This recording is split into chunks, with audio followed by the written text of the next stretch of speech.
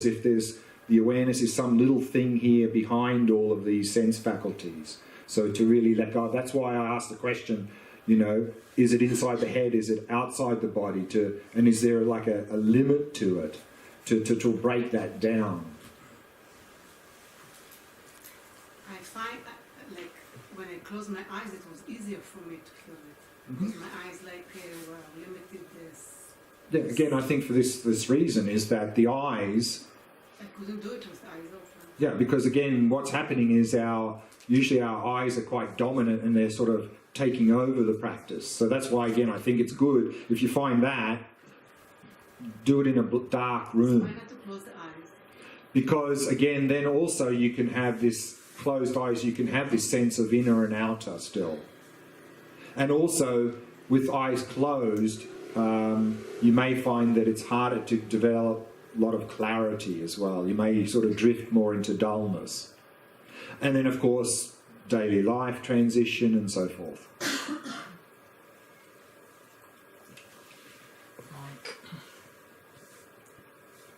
I have a feeling that if the Buddha was alive today, he could not avoid seeing the elephant in the room, namely the brain. Mm-hmm. Because as you said yesterday, in those days they didn't know about the existence of the brain. They probably knew something, I imagine, but not like today, of course. Okay, so, because, for example, I'm taking this question that we are very busy with it, and I'm busy also about the eye, that I feel there is a whole, I don't know what to say, a big attack on the eye by the Buddhism. Well, not attack on the eye, on self-grasping. Buddhism's not attacking eye or person. Buddhism says there is an eye and a person. We're not trying to put the eye or the person out of extinction. No, but you know what I mean. First of all, it doesn't do the same thing to the mind. You didn't take us to a journey. Where is your mind? Where is the mind? Where is it? You didn't. What you did to the eye, you didn't do the mind, because the mind is not as enemy as the eye. You don't want to extinguish it, as you want to extinguish the eye. Well, you're not extinguishing the eye. Okay, help me to use another word. Self. Okay, the self, whatever. Okay, the self. But I mean the same thing. You understand what I'm saying. So, if the Buddha was alive, he could not avoid bringing the existence of a brain to the picture. Is there a self, or he would probably, I think, dare say that the feeling of self, the self, is another aspect of manufacturing the brain, as the brain manufactures many things, languages, awareness. The language is, the brain is a big factory which manufactures many things. One of them is the feeling of I, the sensation of I, of self, self-grasping, blah, blah, blah, blah, blah. And I am asking, what does the Buddhism do? I mean, the Dalai Lama said himself that if science will prove something, he is ready to adjust Buddhism. It's impossible, you know. And 2,500 years ago, the Buddha said certain things. I believe, I dare say, that he attacked the self in order to reach for a deeper, more important thing, namely morality. If we cancel the I, as I see from Buddhism, it will bring us to be more moral, which as I see it, this is the end goal there. Mm-hmm. All these are stages. Mm-hmm. You can do it, you can still reach it, Buddhism is valid, even if this self exists. I mean, you can still preach for morality, which is as valid as anything. You don't have to destroy the self and to claim that it is empty, blah, blah, blah, blah, all the other things. Sure. So I don't know if I'm asking a question or only making provocation, I don't know. Okay, I'll just make a small comment, and we see this in some of the texts, in fact I saw this in the text I studied last year in the retreat that I followed, and the question is that of the body and the mind, which is primary? And of course, in a lot of fields of science, in scientific materialism, in fact, not only is the body primary, the physical world that's it. There's nothing more than the physical world. That mind is either a function of the brain or the brain. Not all science says that, but scientific materialism, that's their view. And Buddhism would say, if we investigate, we'll see actually of the two, mind is primary. And so therefore, in Buddhism, we're not negating the brain, we're not negating the physical world. Not relating to it. We are, Well, because the brain is the interface, or the sense faculties are the interface into this world. Buddhism says it. Buddhism doesn't know about the brain. No, but the sense faculties, now I'm talking about. Okay. So the Buddhism talks a lot about the body and the sense faculties, and that's being the interface in to the world. So I think if the Buddha was alive today, I don't think that the knowledge about neuroscience and the brain would have changed anything. Existence of a brain. Yeah, existence of a There is brain. an organ here Sure. in the box. Sure. You I think- don't think it would have changed anything. Okay. I mean, maybe he would have used some different... yeah, I don't think there's anything, because this is the thing, is that what we're saying, particularly in this view of emptiness, is that the world of our experience is coming from the mind, including experience of brain and everything else. But anyway, this is something I I think... agree. I agree. I was hesitant to open, but it was too strong on me, so I have to yield. I wanted to ask about the connection between all the meditation that are inward, I would call them, like concentrating on mind and Shamatha and mindfulness. Sure. And, Vipassana. and Vipassana. Right. And open-minded meditation, which is like open yourself to everything that goes around. And I want to connect it to compassion, because I feel that if you want to be compassionate to someone and to be a real help with them, you have to do kind of negotiation between yourself and the other one, like what you feel inside, like you see someone who makes you angry, and you want to react, you want to help someone. So you have to see both yourself and the other one, to work out in wisdom, to be wise, to do wisdom things. Right. So I feel that it's more like something like I felt this during these 10 days, that I feel that I need both kinds of meditations. Sure. Like to be in a meditation, where this morning I did meditation outside, and I was going all the time with, most of the time, big awareness, but inside and outside all the time. Yeah, I absolutely. feel it gives something extra to just watching inside. Sure. I mean, here, in fact, yesterday when we looked at the Vipassana and the foundation level, we talked about the 4 applications of mindfulness, to apply mindfulness to the body, feelings, mind and phenomena. So that includes inside and outside. And we go through those stages. What we've done here so far is we've said that when we begin Vipassana practice, it can be very effective to first look for person or mind.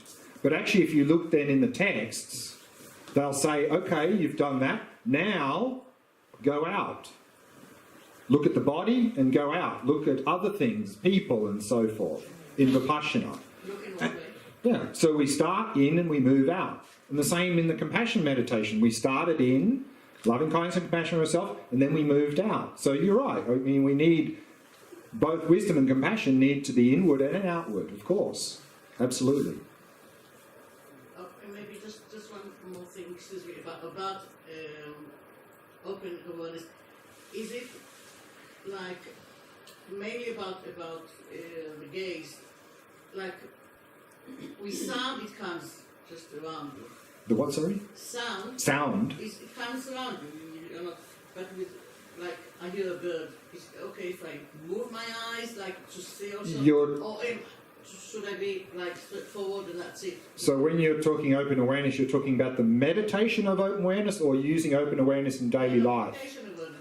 So meditation in open awareness is, again, I think it's helpful to keep the body still, because if we're doing this, we're knocked out of meditation. So for the meditative open awareness, I would recommend just sitting still and having the gaze wherever it is, and then just being open to whatever's appearing, and not sort of, doing this, because then we're pulled out of meditation. Yeah, but the difference is because, like, with the feeling, like you feel the wind, it comes to you. The only thing that you can manage, sort of, is your eyes. So. Yeah, but again, so in daily life, yes, we would. I mean, in daily life, if we're doing open awareness and some sound comes, we can mindfully turn our attention to the source of that sound, visually. But in this meditation, we don't need to visually turn to that because we've heard it, so that's okay. It's fine. Oh. I think there was another question down the back? No. Somewhere. I was just a bit mixed up about the purpose of this meditation. Right. So this is a Vipassana meditation to come to realize the empty nature of the mind. So it's an emptiness practice on the mind. Just a small comment. This Mahamudra practice seems a good way to actually amplify the Shamatha. If you're looking for awareness or the object that you want to settle on, and asking the questions, and you can bring it. So this back and forth Shamatha and Vipassana, they feed each other. Yeah, exactly. And we saw this earlier when we did the resting in awareness, or the resting in awareness practice. I quoted from Padmasambhava, and he said in the Shamatha practice, resting in awareness, he said, now observe who's concentrating, who's releasing. So he actually added Vipassana instruction, and therefore when you add that instruction, it forces you to pay closer attention, improving clarity. So then, yes, I mean, generally in when we talk Shamatha Vipassana, whether it's the mind or person or whatever, what we tend to do is we alternate backwards and forwards. And that, of course, it'd be good to have some Shamatha to begin with before Vipassana, otherwise we're just distracted and it won't work. And then, of course, when we engage in this investigation, in Vipassana, whether we're looking person or mind, and we come to some insight, then we just rest in that insight, that emptiness. And so then it's Shamatha on emptiness. And then often what happens is, when we start to engage in some Vipassana, some questioning, the mind gets a little bit destabilized. And if it does too much, then we stop investigating and go back to Shamatha. So we sort of go backwards and forwards, backwards and forwards. And then, as we're going to see in the session this evening, when that goes deeper, then instead of Vipassana destabilizing the Shamatha a bit, it will enhance it and they will become unified. That's called the union of Shamatha Vipassana. And we'll have a little bit of a look at that this evening in this evening session as one of the stages that we go through in the Vipassana practice. So that's this evening. There was a big difference between the body the me that we were looking for and the mind awareness we were looking for. It was not so frightening. Not so frightening as the me. Yeah, that's right, because me is like really touching very directly. Yeah. And here in the mind, of course, it's awareness. And so the sense of me is not directly being threatened. Because whatever happens, you will still be aware of something anyway. Yeah, whereas in the other practice, we're directing at me itself. So the benefit of concentrating on mind is different. It is. I can't say I can't evaluate, but it's right. It's less than. I wouldn't say that. I mean, I think everybody's different, and for some people, the focusing on the person is really works well, and for other people, the mind is much preferable. It works a lot better. So I think it's not like one's better than the other. I mean, I think they are different approaches to come to the same result, and we can use an approach that seems to work for us most effectively. And of course, it's not like we do one or the other.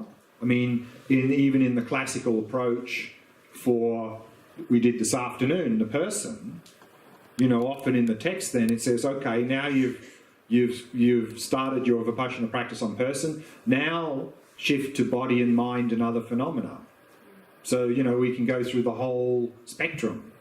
But it's just in that system they say, maybe it's best to start with person, but it's not saying we only do person. And similarly with the systems that talk about mind, they also talk about becoming aware, realizing the nature of all other appearances as well, of course. It's just a matter of the emphasis and sort of where do we start. I wanted to ask about the discussion before because I didn't understand it. I don't understand the relation between where we think the brain or whatever is to looking for awareness. I mean, what does it matter if I think that the brain is in the head or I'm looking for awareness regardless of its physical origin, no? Correct. So why does it matter if we It doesn't. know the brain or didn't know the brain? It doesn't. I just brought that in because often people feel like awareness is here. And often some branches of science say awareness is here. And our sense faculties are here. So it really seems like, oh yeah, then maybe awareness is here. So let's have a look specifically there, because for many people it seems like that's the case. So but we don't have to do that. I mean, no. But it's just one approach for this Vipassana. So these questions I asked are one of many questions we can ask about the mind. I study one system that says that the emotional thinking is here and the intention is here. Okay, so they say, what does it mean? I mean, who cares? We are looking at the phenomena, right? Not the... Yeah, I mean, of course, in terms of our thinking and emotions, we physically experience emotions more here physically, but that's not the emotion itself, of course, as you said. Sorry. She has a question. Where? You have a question, right? היה לי כן, אבל... I'm just routing. He's marketing the question. He's aware about the be polite. Yeah, I had a question. Sure. About it's very maybe not okay.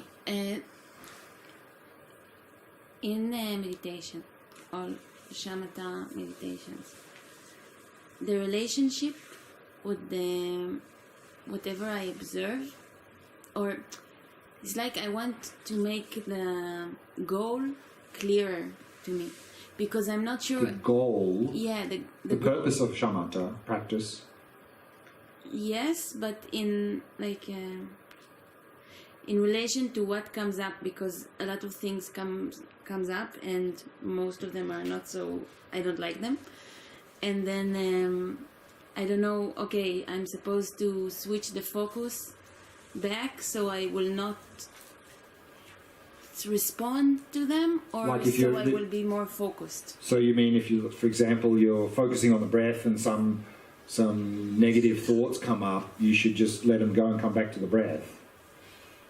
Yeah, but okay, so and this is very hard for me, so I do the... Of course it's hard, because we have strong habit of either following or trying to suppress. I mean, of course.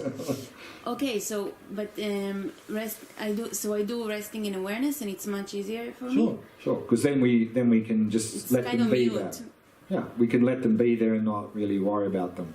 Is that the goal, though? Is that my purpose? The purpose? No, the purpose is they're all shamatha practices, whether you're focusing on the breath, the mind, or resting in awareness. The purpose is to cultivate a calm, clear, and focused mind, to develop relaxation, stability, clarity, to develop single point of concentration. That's the goal. So outside of meditation, there's some tuning I need to do in my relationship with these things. Correct. So So shamatha practice is not about getting rid of afflictive emotions. Shamatha practice is to develop single point of concentration, so that then we can start to work with these. Particularly, of course, in the long term, then we can engage in this sort of vipassana practice to eliminate distorted view of reality, to cut all of those mental afflictions, to eliminate them. Yeah. But, and maybe I can spend a few minutes here now, is we saw that in this chart here, this suffering and its causes chart, we saw that to overcome mental afflictions and suffering, we have to, the long-term strategy is to get rid of this ignorance, distorted view of reality. So the long-term solution is to do this emptiness practice, shamatha, the emptiness practice. But don't you have something quick? Yeah, that's what I'm saying. So that's what the presentation is now. Okay. So that's the long-term strategy, but that might take, quite some time. Yeah. So while we're working on that, it'd be useful to have a short-term strategy as well, to at least sort of, keep them under control and not let them grow and maybe reduce them a little bit. And that's why also shamatha is important for an effective short-term strategy. Because now what happens, of course, is some stimulus comes and we just react. Pleasant, attachment. Unpleasant, aversion, anger, hatred, jealousy, so forth. So these things it's just stimulus reaction. It's usually only after we've got caught up in these mental afflictions and said and did things we didn't really want to do, then we go, oh, well, I shouldn't have done that. So of course the thing is to catch it before it gets to that point. So we have what's called a little window of opportunity from when the stimulus first comes until the mental affliction has got hold of our mind and we're about to react. Because once that mental affliction has arisen in our mind to a certain level, we're already out of control. So if we're already out of control, about the only thing we can do to avoid saying and doing things that we're going to regret is get out of there. But of course the better thing to do is to stop getting to that point. So we've got a window of opportunity from when the stimulus comes until we get to that point where our mind is controlled by mental afflictions. That window may only be a couple of seconds or less. And now, normally we can't take advantage of that window of opportunity very much because our mindfulness is not very good. We only recognize that anger or jealousy has come up when it's already too late, when we're already out of control. Whereas if we do this shamatha practice, and any shamatha practice, the breath, the mind, resting with, doesn't matter, we're strengthening mindfulness, we're cultivating mindfulness. So what you're going to notice is that in daily life, when some stimulus comes, you'll be able to notice that early, you'll notice the reaction starting. So you'll notice that some stimulus comes and you'll notice some changes in your body and mind, some irritation starting or some little bit of craving starting, and you go, oh, look at that.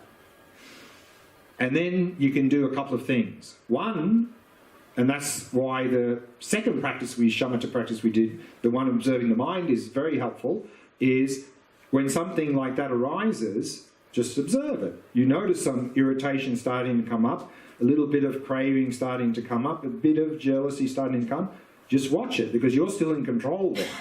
And so if you notice it early, you can just watch it and it'll pass, because you're not feeding it, you're not getting caught up in it. So that's one thing we can do, is with mindfulness from the shamatha, is just observe these things as they come up. And then we don't need to suppress, because suppressing these things also is not dealing with it. Suppressing them is like holding them down. They often then manifest as a lot of physical problems in the body. I think a lot of modern day physical illnesses are suppressed thoughts, emotions and memories. So we're not suppressing, so something starts to come, we watch it, rise and pass, rise and pass. And every time we do that, the habit of these coming up will not develop. They'll get actually weaker. Now, some stimulus, something, we react and we get caught up in it. So, of course, the habit of getting angry is going to get stronger and stronger. Every time we react with anger, our habit of getting angry was going to build. Jealousy, craving, they all build because we're getting caught up. Or if we're trying to suppress, we're fighting with it, also that habit will build. So if we can just watch with mindfulness, arise past, we're not increasing the habit, the habit's decreasing, we won't have to suppress. So that's one thing we can do. And another thing we can do is use either the wisdom wing that we looked at today or the compassion wing we looked at earlier. We can use both of those practices to deal with mental afflictions.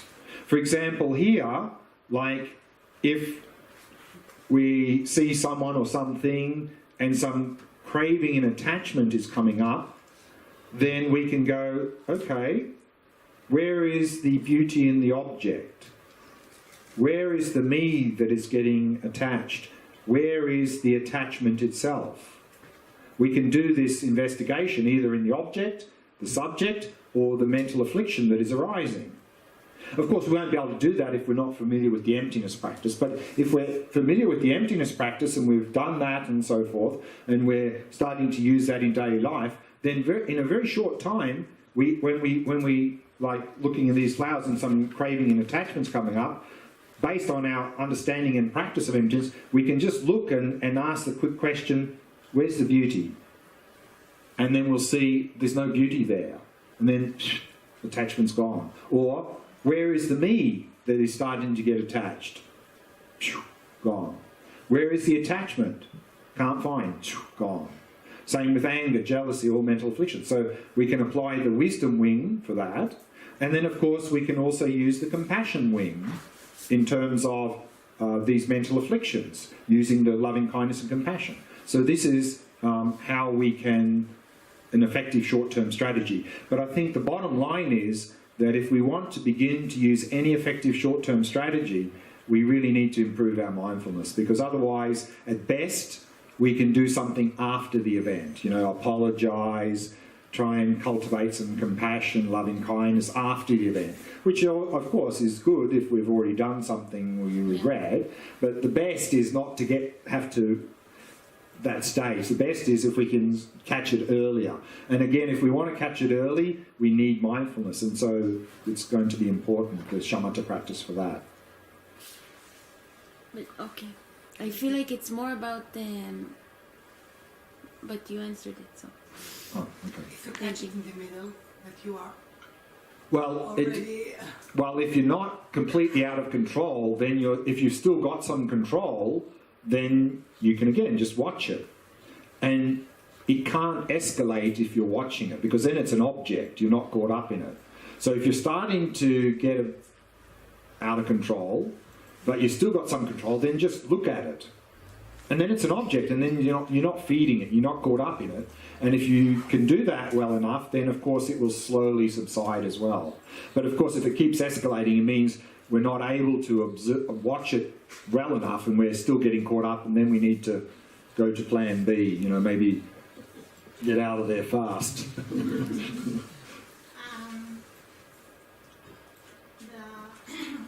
Listening to the questions during the instructions and not needing to answer them was kind of very comforting, and I felt like I'm hearing you. It's like seeds falling on the ground. Sure. And it's a kind of receptive